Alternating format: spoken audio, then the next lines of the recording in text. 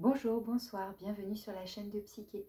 C'est au tour des Gémeaux pour la guidance générale de ce mois de novembre 2023. Donc c'est parti les Gémeaux, que vous soyez en signe solaire, en signe lunaire ou en signe ascendant. Donc on va aller voir ce que vous réserve ce mois de novembre 2023. Je commence par un arcane majeur avec le tarot pour avoir l'énergie extérieure à vous, l'énergie qui enveloppe tout votre tirage et qui peut donc vous influencer. Alors pour les Gémeaux, novembre 2023, nous avons la force. Donc l'arcane de la force qui peut nous parler d'un rapport de force avec soi-même ou avec autrui. Donc ça peut être comme un tiraillement, quelque chose qui peut être assez conflictuel, mais ça peut nous parler aussi de maîtrise, de contrôler les choses. D'avoir du courage, d'avoir la force d'affronter une situation, d'affronter quelqu'un, d'affronter quelque chose à l'intérieur de soi, donc de se montrer quelque part assez combatif. Mais il y a aussi beaucoup de douceur avec cette carte, hein. Il y a la force du lion, mais il y a aussi la manière justement de contrôler tout ça. Et là, on voit que c'est finalement une autorité douce, une autorité naturelle. Il y a une forme de douceur ici. Donc, soit ça va nous parler d'une maîtrise en mode rapport de force, où c'est assez brut, soit on va y retrouver ce côté plus doux. Donc, on va voir comment ça va se manifester après dans votre tirage et ça nous donnera plus de précision. Alors, avec l'oracle d'Algariel, je vous sors une carte aussi pour accompagner l'introduction. Donc, les Gémeaux, novembre 2023.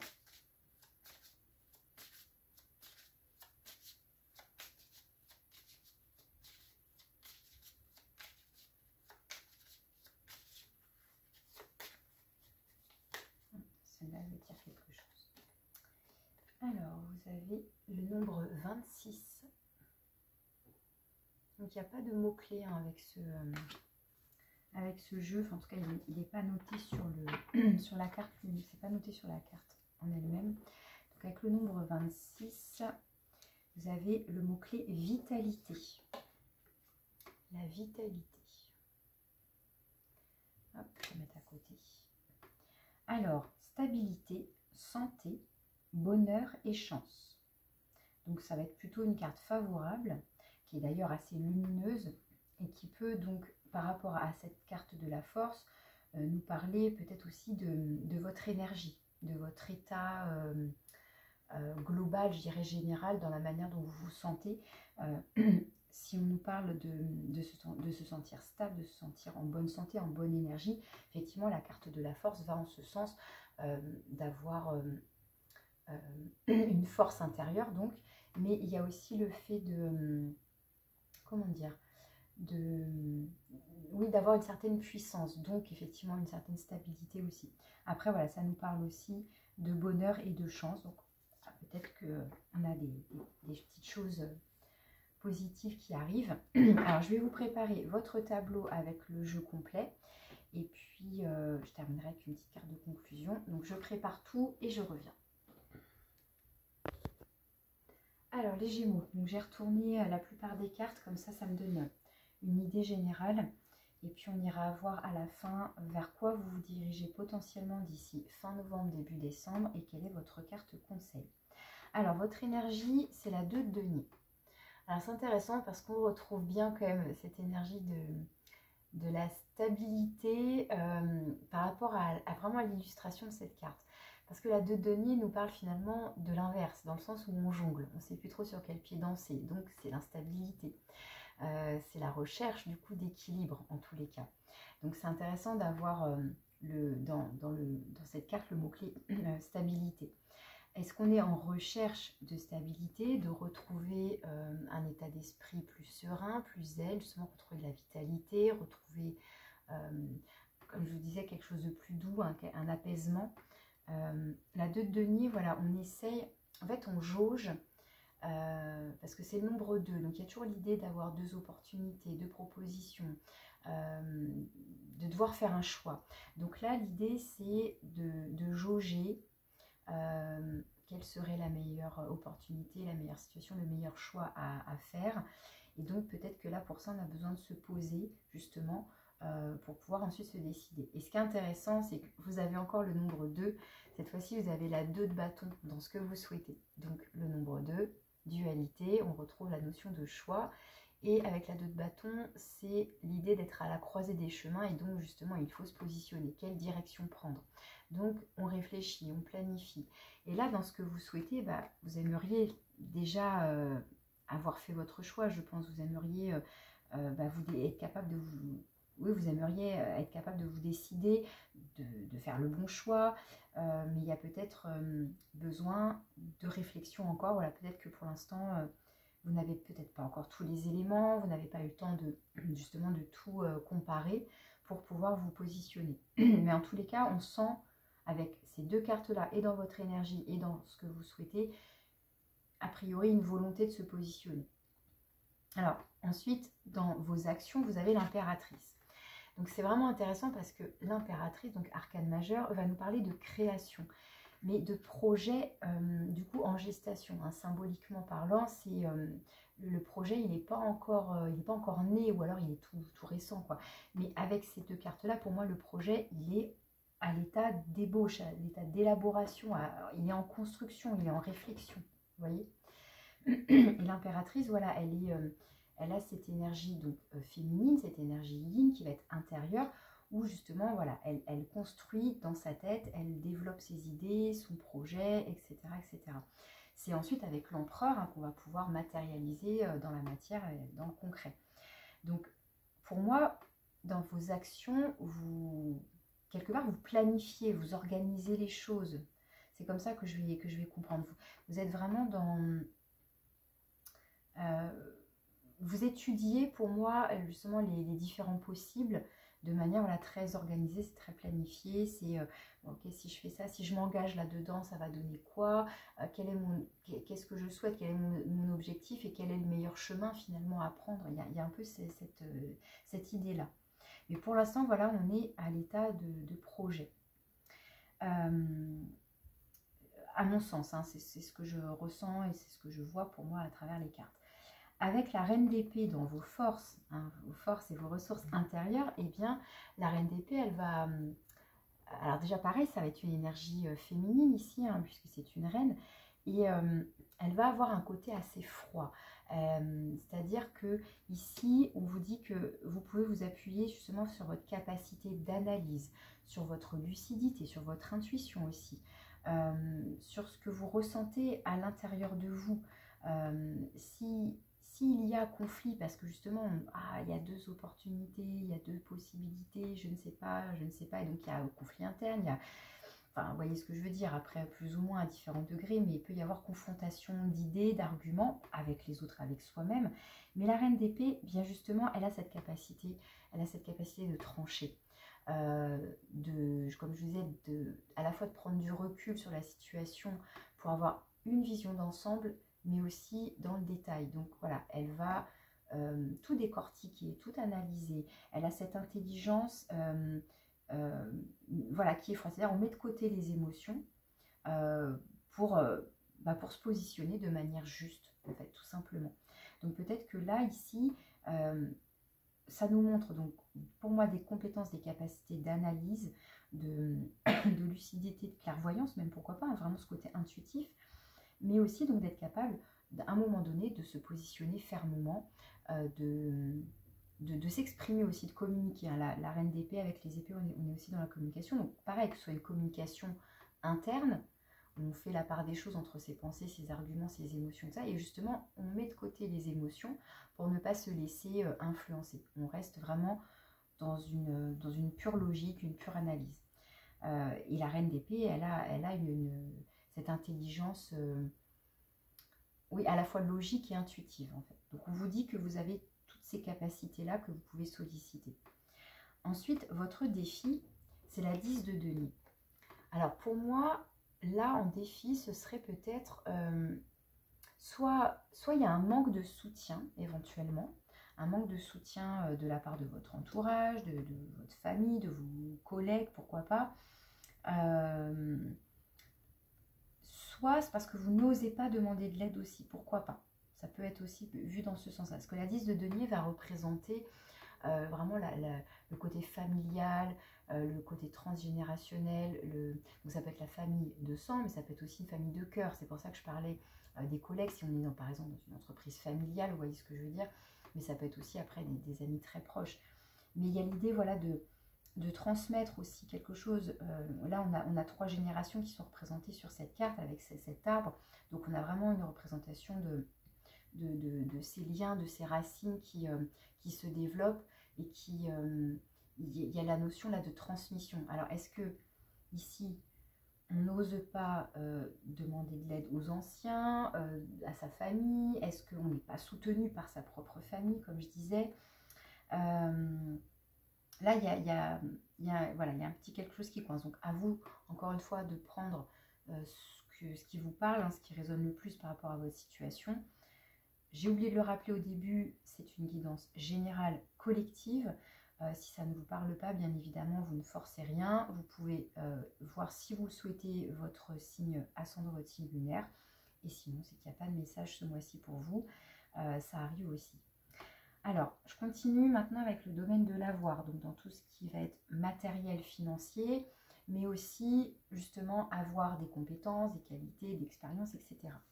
Vous avez la 6 d'épée. La 6 d'épée va évoquer une transition. Donc, est-ce que vous êtes sur une période de changement d'un point de vue financier? Est-ce que vous attendez est-ce qu'il y a un changement au niveau professionnel et vous attendez un nouveau salaire? Voilà, est-ce qu'il y a des...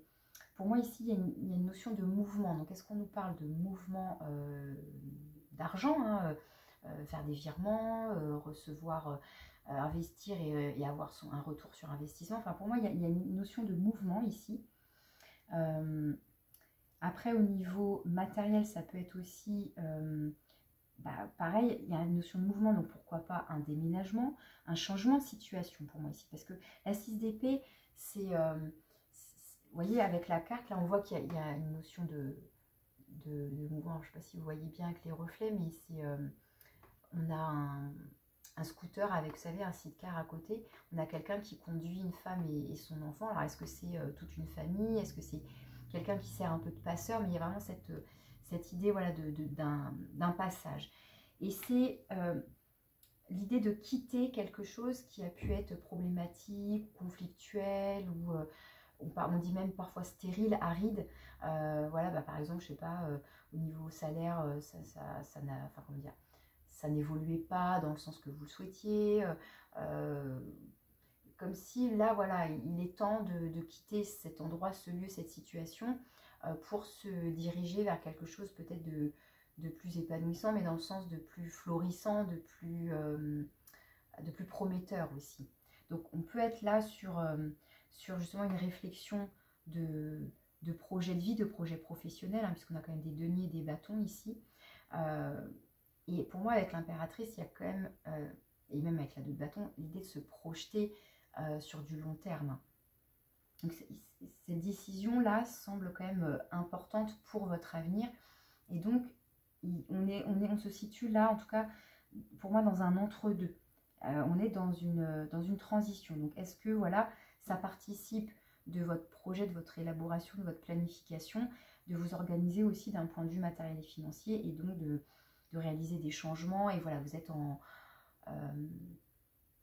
pleine transaction quelque part, vous voyez, peut-être justement en communication. Enfin voilà, il y a quelque chose comme ça pour moi ici avec cette carte.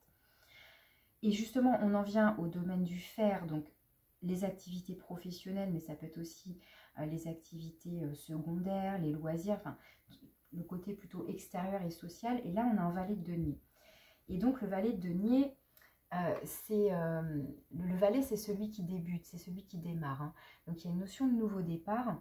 Et le valet de denier, justement, il se saisit d'un denier. Donc, pour moi, il a fait un choix quelque part.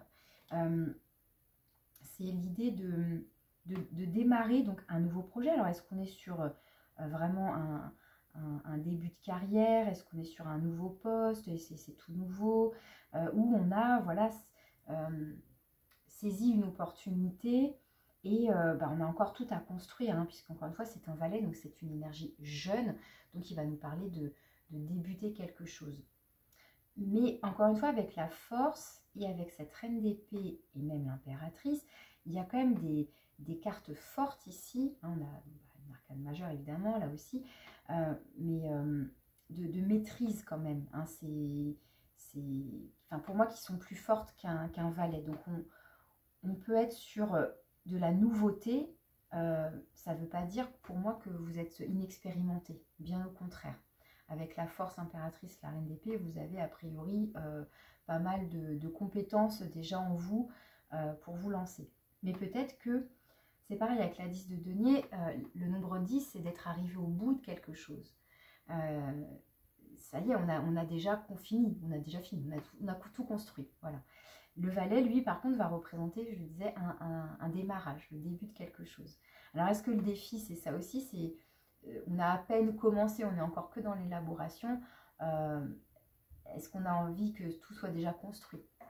Et que y a des étapes, justement, par lesquelles passer. Et il faut laisser le temps aussi au projet de se développer, de se nourrir, en quelque sorte. C'est comme, justement, la matériel, enfin, comment dire, dans la matière, un bébé, voilà, il y a tout le temps de conception, voilà, de la grossesse, etc. Vous voyez ce que je veux dire en termes de temporalité, il y a des étapes incontournables. Voilà. Donc le valet de denier, pour moi ici, voilà, c'est soit vous... Alors, sinon, ça peut être aussi, pardon, en rapport avec les enfants de manière générale.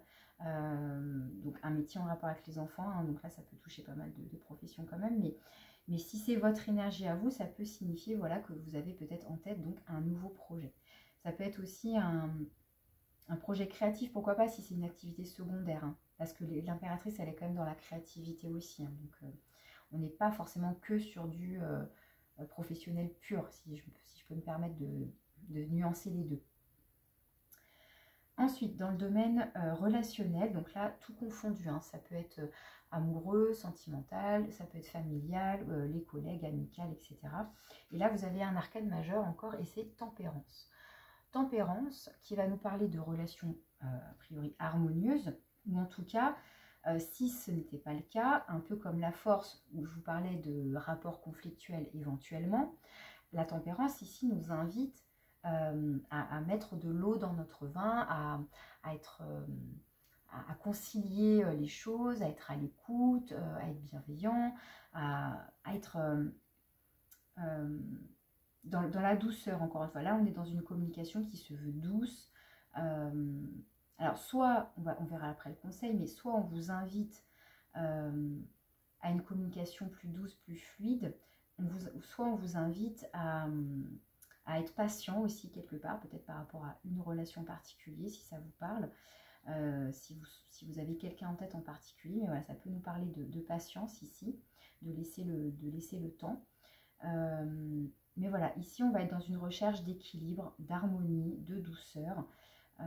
Et ça peut évoquer aussi, pourquoi pas, parce qu'on a quand même la carte de la vitalité, de la santé, ça peut faire un petit lien avec la notion de guérison. Donc est-ce qu'on est sur une guérison, sur un lien par rapport, je sais pas moi, si vous avez eu un relationnel conflictuel ou problématique avec quelqu'un, est-ce que là c'est en train de se radoucir? Pourquoi pas aussi, ça peut, voilà, évoquer ça.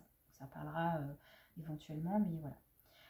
Alors, d'ici fin novembre, début décembre, vous allez magnifique, superbe, un bel as de bâton.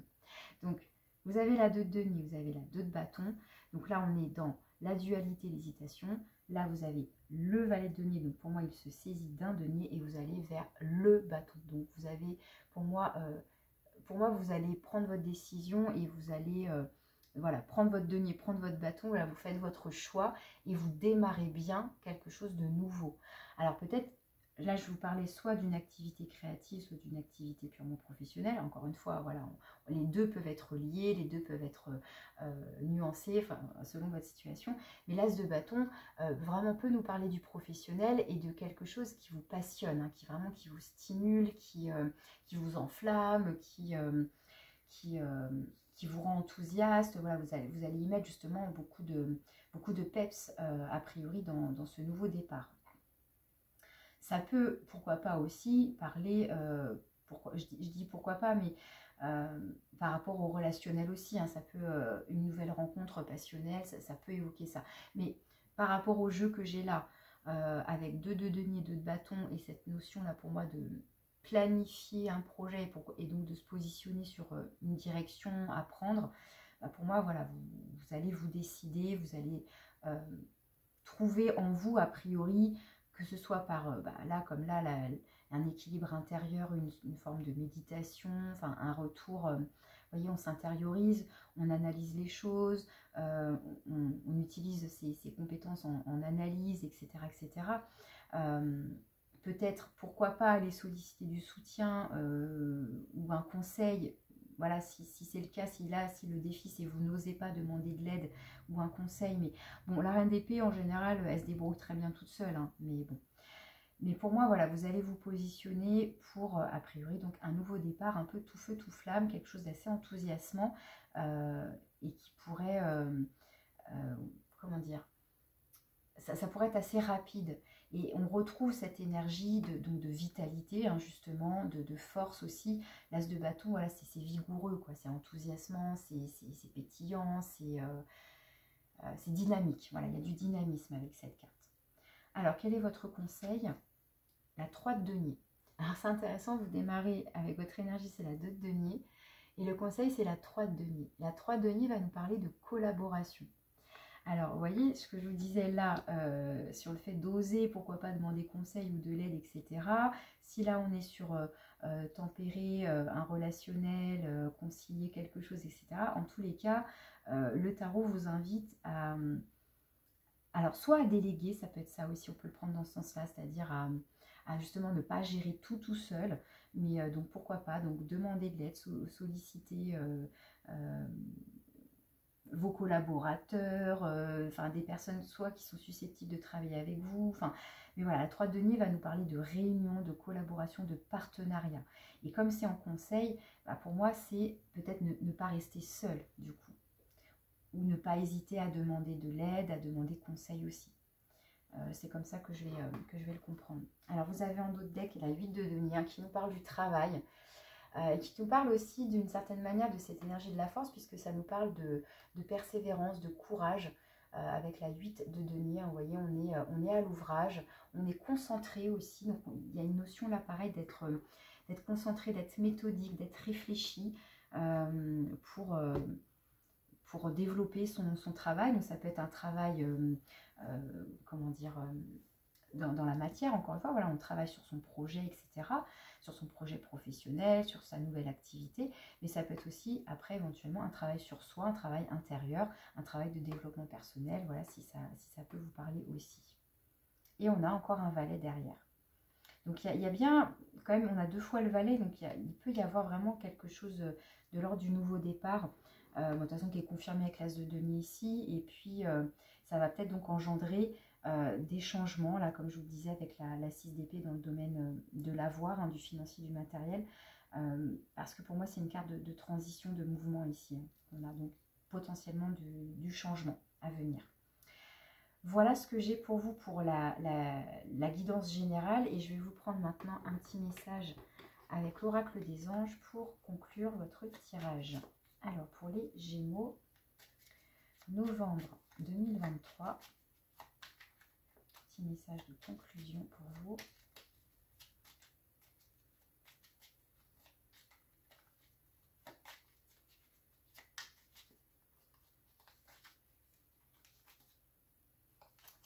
Et vous avez l'archange Sonde Alphon. Exprimer ta vérité avec intégrité. Alors là, on serait sur la reine d'épée du coup.